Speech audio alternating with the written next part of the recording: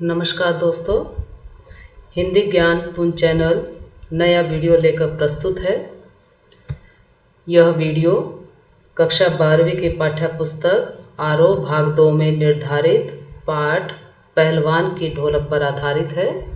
इस वीडियो को like, share और सब्सक्राइब जरूर करें। इस कहानी के रचनाकार फणीश्वर नाथ रेणु जी हैं। हिंदी साहित्य में आंचलिक उपन्यासकार के रूप में प्रतिष्ठित कहानीकार फणीश्वर नाथ रेणु जी द्वारा लिखित मैला आंचल एक आंचलिक उपन्यास है जो 1954 में प्रकाशित हुआ। स्वतंत्रता के बाद भारत में जब सारा विकास शहर केंद्रित होता जा रहा था, तब रेणु जी ने अपनी रचनाओं में अंचल की समस्याओं की ओर भी लोगों का ध्यान खींचा। पहलवान की ढोलक कथाकार रेणु जी की प्रतिनिधि कहानियों में से एक है। इस कहानी में राजसत्ता में परिवर्तन होने के साथ साथ सामाजिक व्यवस्था और लोक कला के अप्रासंगिक होने की प्रक्रिया का यथार्थ चित्रण किया गया है। सत्ता परिवर्तित होते ही लुट्टन पहलवान भूखमरी की स्थिति में भी अपने अस्तित्व और लोक कथा को ढोलक की ताल पर बनाए रखने का प्रयास करता है। भूख और महामारी से दम तोड़ रहे गांव को मौत से लड़ने की ताकत भी देता है। महामारी के कारण सब कुछ समाप्त हो जाता है और एक लोक कलाकार व्यवस्था के बद इंतजाम के कारण काल का ग्रास बन जाता है। तो चलिए शुरू करते हैं पाठ का सार। पाठ का सार, पहला बिंदु है महामारी के दौरान गांव की दशा।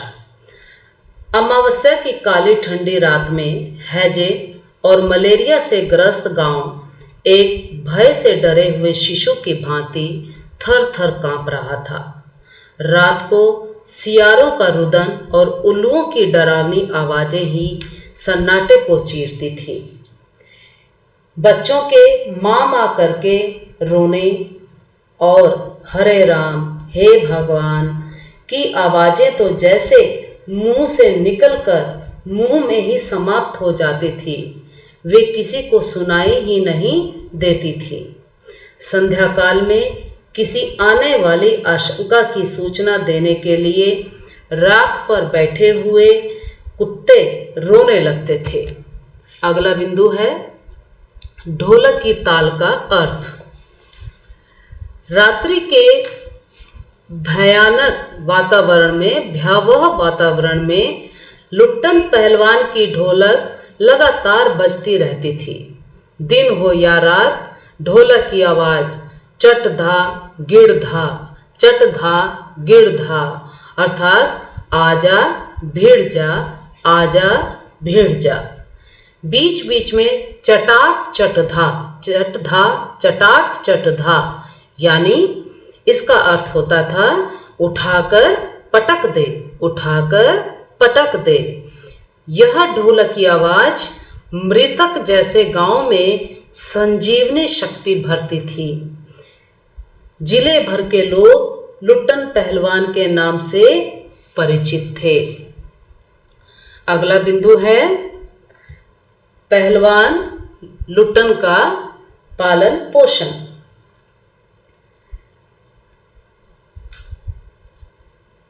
लुट्टन पहलवान बचपन में ही 9 वर्ष की अवस्था में अनाथ हो गया था। उसकी आर्थिक स्थिति बहुत बुरी होती थी। उसकी परिस्थिति और अधिक बुरी होती यदि उसका विवाह अल्पायु में ही न हो गया होता, क्योंकि विवाह हो जाने के कारण ही माता पिता की मृत्यु के बाद उसका पालन पोषण उसकी सास ने किया था। वह बचपन से ही कसरत करने लगा था। अपनी सास के यहाँ वह गाय को चराता था। उसका ताजा दूध पीकर उसका शरीर सुंदर व सुडौल हो गया था। अब जो गांववासी उसकी विधवा सास को परेशान करते थे, वे सभी उससे डरने लगे थे। अगला पॉइंट है दंगल में चांद सिंह की पराजय। एक बार श्यामनगर में कुश्ती के दंगल में लुट्टन सिंह चांद सिंह नाम के पहलवान की कुश्ती देख रहा था, जो अपने गुरु पहलवान बादल सिंह के साथ पंजाब से आया था।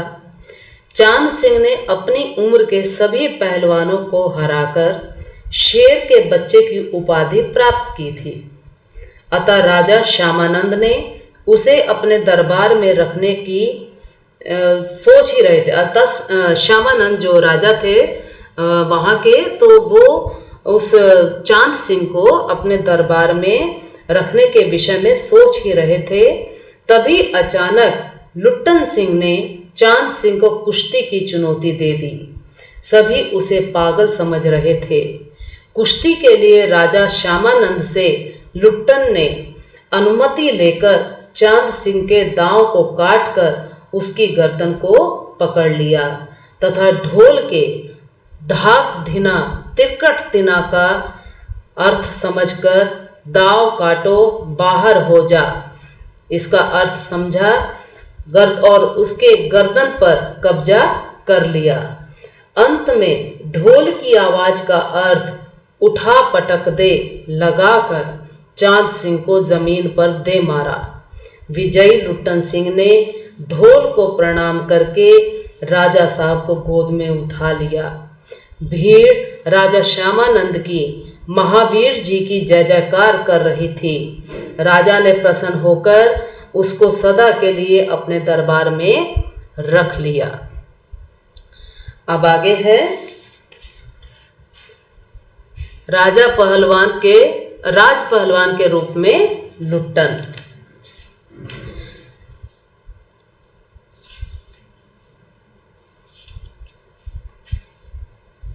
दंगल में विजयी होने के पश्चात लुट्टन सिंह राज पहलवान हो गया तथा राज दरबार का दर्शनीय जीव भी बन गया।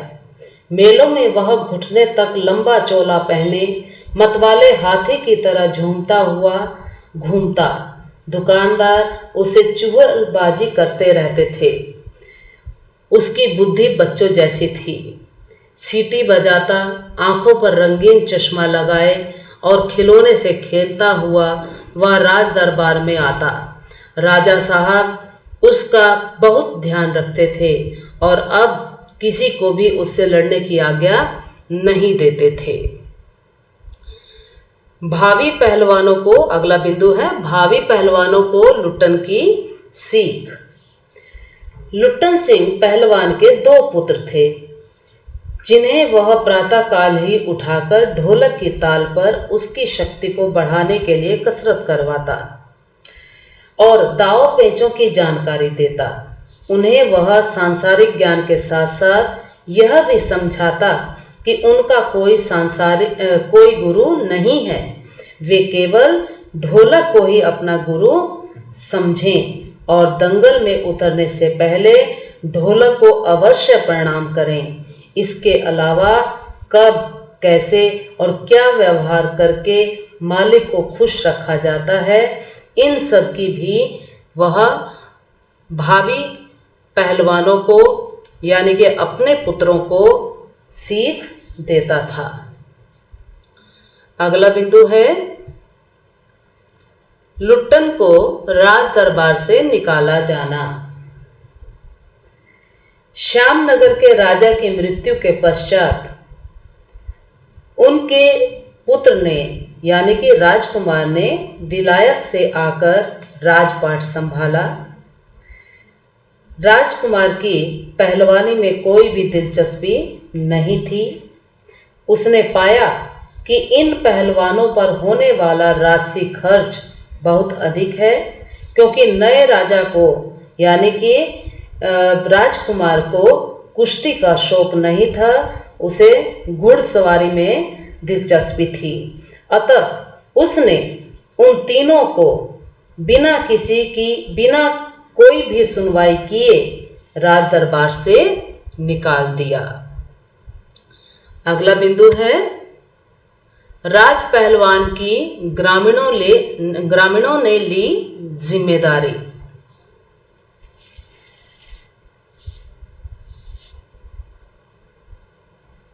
जैसे ही राजकुमार ने लुट्टन और उसके पुत्रों को राज दरबार से निष्कासित किया, तब उन तीनों के लिए गांव वालों ने एक झोपड़ी बना दी और उनके खाने पीने का प्रबंध भी उठा लिया। पहलवान भी गांव के नौजवान बच्चों को अपने पुत्रों के साथ कुश्ती के दांव पेंच सिखाने लगा। लेकिन गरीब किसान क्या खाकर कुश्ती सीखते। धीरे धीरे उसका अखाड़ा खाली हो गया और अब केवल उसके दोनों पुत्र ही उसमें बच गए, जो दिन भर की मजदूरी से कमाकर लाते, उससे ही तीनों मिलकर खाते थे। अगला बिंदु, ढोल की आवाज का गांव पर असर। पहलवान की ढोलक जो संध्या होने से लेकर सुबह होने तक बजती रहती थी और रात्रि की विभीषिका को चुनौती देती थी। उस ढोलक में केवल संजीवनी शक्ति भरने का काम करती थी। वह लोगों में केवल संजीवनी शक्ति भरने का काम करती थी। उनके पास ना तो इतना धन होता था जिससे वे अपना इलाज करवा सके, और ना ही खाने के लिए भोजन था जो उनमें रोग से लड़ने की शक्ति दे सके। अनावृष्टि मतलब कम वर्षा का होना, अनाभाव, अन्न की कमी, मलेरिया एवं हैजे से मिलकर गांव वासियों को समाप्त करना आरंभ कर दिया था। गांव के बड़े बूढ़े बच्चे जवान को ढोलक की आवाज सुनते ही दंगल का दृश्य याद आ जाता था, जिसमें पहलवान ने चांद सिंह को चित कर दिया था।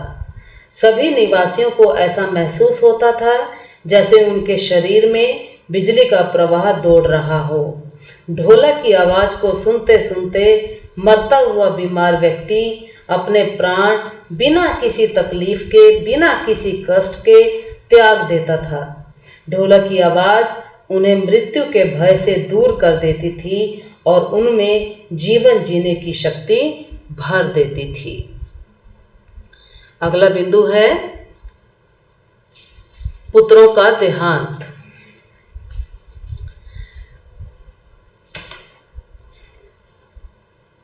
हैजे और महामारी की स्थिति में एक दिन पहलवान के दोनों बेटे भी चल बसे। एक लंबी सांस लेकर लुट्टन ने कहा, दोनों बहादुर गिर पड़े। उस दिन लुट्टन ने राजा साहब द्वारा दी गई रेशमी जांघिया पहनी, शरीर में मिट्टी मलकर कसरत की और फिर दोनों पुत्रों को कंधे पर लादकर नदी में बहा आया। इस घटना से गांव वालों की हिम्मत टूट गई। अगला बिंदु है पहलवान की मृत्यु।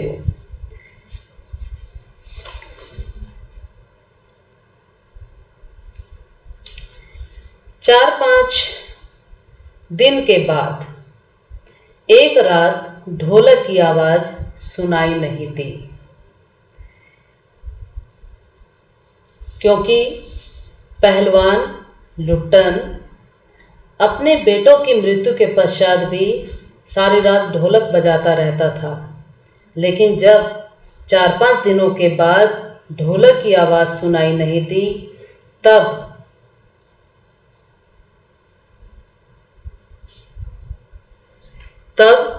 उनके शिष्यों ने झोपड़ी में जाकर देखा कि वहां पर पहलवान लुट्टन चित लेटा हुआ है। लुट्टन सिंह ने शिष्य जो है बताते हैं कि लुट्टन सिंह ने उनसे कहा था कि मेरी मृत्यु के पश्चात चिता पर पेट के बल लिटाकर ही वे ढोल को अवश्य बजाएं। इस कहानी को पढ़कर ऐसे कई सवाल हमारे मन में उठते हैं कि क्या कला की प्रासंगिकता व्यवस्था की मुखापेक्षी है या उसका कोई स्वतंत्र मूल्य भी है। लोक कला को प्रासंगिक बनाए रखने के लिए हमारी क्या जिम्मेदारी हो सकती है, हमारी क्या भूमिका हो सकती है। तो इन प्रश्नों का जवाब लेखक ने पाठकों के समक्ष छोड़ दिया। आपने इस वीडियो में पहलवान की ढोलक पाठ का सार बिंदुओं के माध्यम से पढ़ा, जाना और समझा। इसके लिए धन्यवाद।